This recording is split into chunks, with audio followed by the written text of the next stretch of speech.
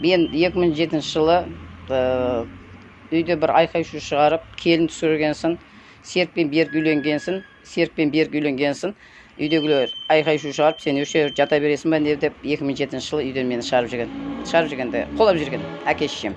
Бар шық, бар кет, бар, сен 29-ға келдің, өз күніңді өзің көру керексің. Бұл жерде елез айыптар тұрады, бізді әке не деп үйден ұрысып, төбелеп мен үйден шығарып жүрген. Сөйтіп мен 29 жасымда ма үйден кеткен болғанда бірінші Шарипа апайдың үйінде 1 ай 2 ай тұрдым қыста. Содан кейін класстас Бауыржан үйінде бір 6 ай тұрдым, жазды күндер ма, көктемнен бастап, жоқ, сол күзден бастап көктемге тұрдым. Содан кейін Зүлфия деген апайдың үйінде 1-2 ай тұрдым. Содан кейін Индира налогта жұмыс істеп жүріп, бізде Мамытова Қаламқастың үйінен, Қаламқастың этажда бір 4 бөлмелі үйі бар тұрған, сол Сәкен ағаймен сөйлесіп жүріп, Индира бір 180 мыңға маған этаж үйден сатып берді. Содан кейін этаж үйден январдан бастап 7-8 ай Индира маған 30 мың теңгеден бағанағы әр ай сайын жазып берді, сөйтіп төлеп отырасың деп. Сөйтіп ай сайын мен Индира 30 мың теңгеден беріп отырып, 6 ай 7 айдың ішінде бағана ақшасын 180 мың Индирадан қарыз қалған нәрсемді төлеп біттім. Содан кейін маған сояқтағы этажда тұратын әйелдер болсын, ер адамдар болсын, неменеге бұл жерден сен там сатып алғансың, бұл аварийный ғой деп сөйтіне алғансың. Мен сол жерде қайта Нұрсұлтан Назарбаевқа арыз жазып, сол ол жерде ұл бала да апай бар. Ұл бала апай бар, сол жерде Нұрсұлу деген апай бар. Бәріміз қайта Нұрсұлтан Назарбаевқа арыз жазып жүріп, сол жерде үйді құлатып, сол әр жерге кімде қанша не бар, однокомнатныйға 1 миллион 13 мың теңге дейді берді маған. Содан кейін сол жерде 4 бөлмеге 4 миллион берді, 3 миллионға 3 миллион берді, 2 миллионға 2 миллион берді. Сондай не қылып, сөйтіп көтерілгенбіз. Енді бұл жерде не айтқым келіп жатыр? Осындай жағдай болған. Содан кейін біз жерде жағдай болғанда сөйтіп мен ол ақшаны үстіне 850 мың теңге қосып, Карима деген сол неде Рахмердиев 55-те Карима деген әпшем бар. Сол Индирадан сол тамда Рахмердиевте көшеде бұрыштағы үйді сол сатып алған екен кезінде. Сөйтіп сол сатып алғансын Каримадан мен сатып алдым. Ол 1 миллион деп отыр еді, ол кезде мен ақшам жетпеді. 2 миллионға, сөйтіп 1 миллион 850 мыңға әргендігінде түсіріп берді. Сол 1 миллион 850 мыңға мен сатып алдым да, 1 миллион 850 мыңға сатып алдым. Соны сатып алдым да, сол 2,5 жыл сойда отырған кезде ішінде не отын жоқ, не басқа жоқ. Соны есік алда отын жоқ болған соң есік алда арлайтын адам жоқ. Как раз мен қыстың күні декабрьде бардым. Индира отырған кезде декабрьде бір машина ағашты түйді да, ары қарай ол қазіргі отырған беріктің үйіне бір машина ағаштардың бәрін әкетіп қойған. Ол жерде маған жалғыз 1-2 томармен 5-6 тақтаймен қалып кеткен. Сөйтіп есік алдағы қурайлардың бәрін орып алып, мен сол жерге отын қылғам. Сол үйдің ақшасы төленбей атқанда мен ай сайын сол жерге 64 мың теңгеден құйып отырып, 64 мыңнан құйып отырып, тамақ жоқ, жейтін тамақ. Газда жоқ, сол пешке, дәу қазанға 80 литр қазанға 2 шек қарынды алып келіп қойдым. Соны тамақ қылып отыратын тұрғам. Сол 2 комплекті шек қарын 10-15 күнге жететін тұрған. Кейін экономика жасап жүріп, 2 шек қарынды 20 күнге жеткізіп, сөйтіп 2,5-3 жылдай сол Рахмердиев отырған частный үйді, Рахмердиевті сол 2,5 жыл кредит алғанымды 1,5 жылда құйып біттім. Шек қарын жеп отырдым, соқтан нанды экономика қылып отырдым. Нан жесем жеймін, жемесем сол шек қарын жеп отырдым. Сөйтіп әрендеген құтылдым. Енді содан кейін өзім кішкентай сол жерде бір 10 жылдай тұрдым, ағаш жинадым. Ағаш жетпеген жерлерден бағана неден паркте ағаштардың бәрін қырқып дайындап, шіріген ағаштарын қырқып дайындағансын, мен солардың бәрін қырқып дайындап алып келдім үйге. Сөйтіп толтырдым сарайларымды, ағаштарым жоқ болғансын. Осындай жағдай болды.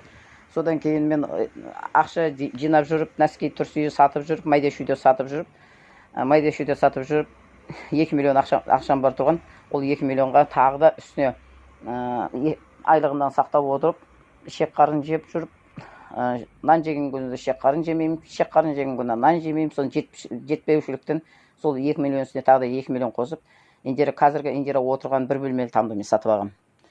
Сөйтіп ақшамды қайта сөйтіп шешем айтты, ойбай қынсылады, шешем ойбай Бибігүл не қыласың, ескі үйде отырып, ана бір үйінде сатып қаладан амайсың ба, анау мынау деп өзімнен жаны ашыған құсақты шешем, нақты бауырларым сөйтіп қыңқылдаған соң, қой, может сол дұрыс шығар деп шешем үйіне бағанағы 3 машина ағаш, дәу дунганг ағаштан 1 машина, 2 машина майда ағашымен, сол 3 машинамен ағашымен, бағана киім кешегімен жиналған кішкентай сол киім кешек, солармен әке шешеме көшіп келдім. Сөйтіп тамымды Рахымбердиев тамды 10 миллионға сатамын деп неғып жүргем. Сол сатсам, үстіне ақша қоссам, ипотечный не алатын болсам, Шымкенттен там алам деп бір ойда жүргем. Сөйтіп әнеуген біреу спрос жасап қалды. Мен енді аңқылдақпын ғой, былайша айтқанда, добрый адаммын ғой. Шешем айттым, біреу 10 миллионға там алайын деп жатыр.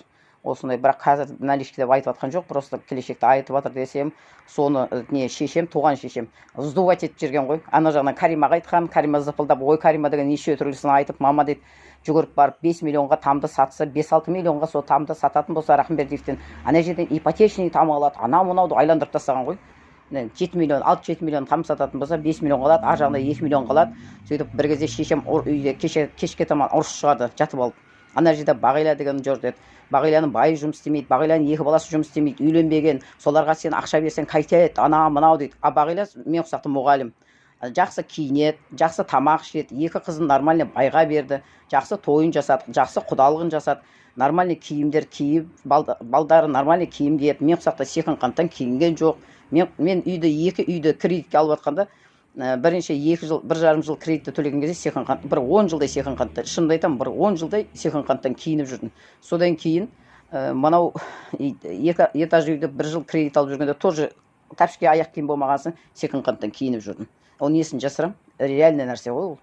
Сөйтіп алдым да киім жайлап кредитім біткенсін, этаждың кредитім біткенсін жайлап уже турецкий киімдер, жақсы киімдер ала бастадым. Міне бар история осы. Содан шешем Бағилаға күйеу бала ана жерде бос жүр, ана жерде Бағиланың 2 баласы үйленбеген, сен не ақша берсең, соларға 2 миллион ақша берсең болмайды ма деп шешем үйде кешке таман жатқызбай ұрыс шығарды. Содан мен кешке бағана обедте сағат 11:30-11:45 кестен бастап 12:30-ға дейін 2 сағат бойы ма 11:30-нан бастап 2-ге дейін ма видео түсірдім мен паркте. Айтып бердім бәрін адамдарға. Білсін адамдар, біліңдер, мынау қасында жатқан шешем болсын, туған әпшем болсын, сол ақша келгенде бәрі жау болып кетеді екен адам. Мен соны байқадым өмірде. Ол сондай болады екен. Қасында жатқандардың бәрі жау болып кетеді екен. Міне осындай болады екен, жау болып кетеді екен. А то сол шешем, дұрыс шеше болса айтпайды ма, Бибігүл, 10 миллионға сатасың ба, сен ақшаны біз ешқандай тиімейміз, дауымыз жоқ. Қайтаға сатып ал да үстіне кредит қосып та қаладан там ал, ол бізге де жақсы демейді ғой. Ана жерде Бағиласын айтты, ана жерде серігін айтты, қаңғып жүрген. Менің есептелмейді ма сөзде? 1,5 жыл шек-қарын жедім. Нан болса нан жеймін, нан жоқ болса шек-қарын жеп жүрдім, секонд-хендтан киініп жүрдім. Ана жерде Карима деген оңбайды, байға тиіп алып, зып-зып шешеме әр нәрсені оттап, әр нәрсені айтып. Карима тиісіп жүрші, былайша айтқанда, байға тидің ба, тыныш отырып, тыныш кетсей, байға тидің ба, келмей-ақ қойшы үйге, былайша айтқанда. Өлдік қой, сенен құтыламай қалдық қой, былайша айтқанда. Өлдік қой, былайша айтқанда. Жүдамаса тамды біреу әктейді, жалдасақ та әктеледі. Саған бұл былайша сентябрьден бастап этажға мен бірге көшіп кетемін, сен келген келеш үшін. Тыныштық бермей қойдың ғой, сол абай көшесі келгеннен бері байға кетсен де тыныштық жоқ қой сол үйге. Бәріміз сол үйге кіремей қалдық, былайша айтқанда. Сен арқылы.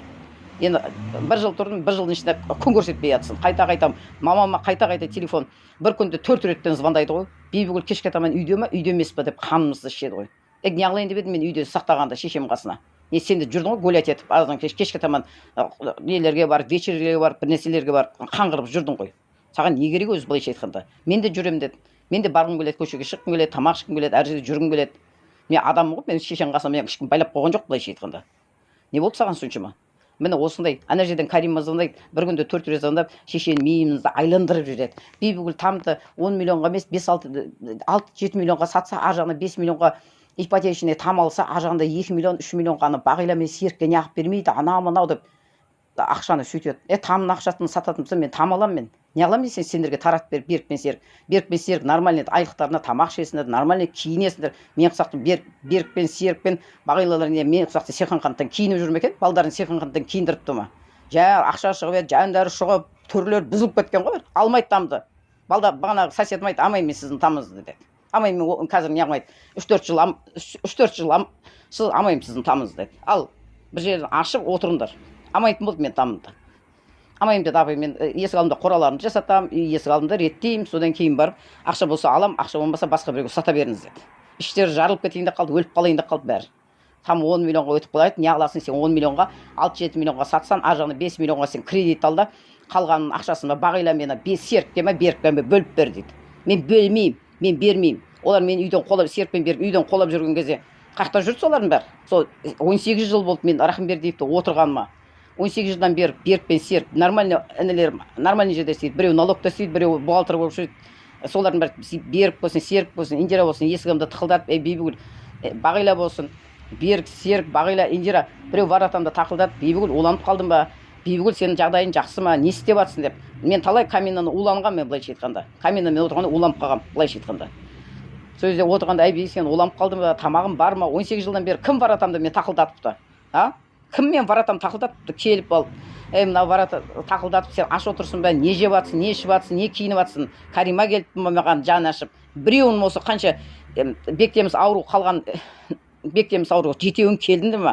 Шешем сен келдің ба маған? Не жеп жатсың? Шекқарын жеуге болмайды Бибігүл. Асқазан ауырып қалады немесе бір нәрсе болып қалады деп. Шешем деген жоқ, әкем деген жоқ қой. Өзім выживать етіп 18 жылдан бері мен өзімді тәрбиелеп, өзіме не ана тамды сатуға қойып, этаждан там сатып алдым. Мен этаждан там алғанда айтпай қойдым мен бұларға.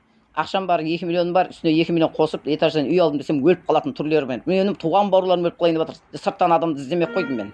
Мен сондай біздің мынау не Жаппардың әулеттері сондай өлерім. Содан Сарқамадағы әпшенің несі бар, Қарабатыр әпше бар, не Қалипа деген. Сол айтты, Бибігүл де тамынды әзірге сатпа деді. Байың келгенше тамынды сатпа деді. Бұлар деді сені деді, тамынды сатқан күні бәрі қасындағы шешем болсын, қасындағы ана бауырларым болсын, бәрі жау болып жатсаған деді. Тура айтқан, дәл болды. Кешке таман бәрі басталды, жау болып шықты ғой. Түнде ұйықтаған жоқпын, шешем жеп шықты мені. Түнімен сөйлеп шықты шешем. Армандап. Сен Бағилаға ақша бермейсің ба? Күйеу болады деген жұмыссыз, 2 баласы жұмыссыз, 2 баласы үйленіп алады. Сен 2 миллион берсең үйленіп алады. Сен ақшаны сөзде мен Бағила байға тиетті, бала шағасы несі аштан қалып кетсе, бала шағасы Бағила нормальный мұғалім болып істейді, менде бастаушыдан сабақ береді. Олар нормальный кәдімгідей неден базардан нормальный киім алып киеді, нормальный тамақ ішеді да. Сөйтіп мен Бағила байлар жұмыс істемейді екен, 2 баласы жұмыссыз екен деп мен ақша берем ба?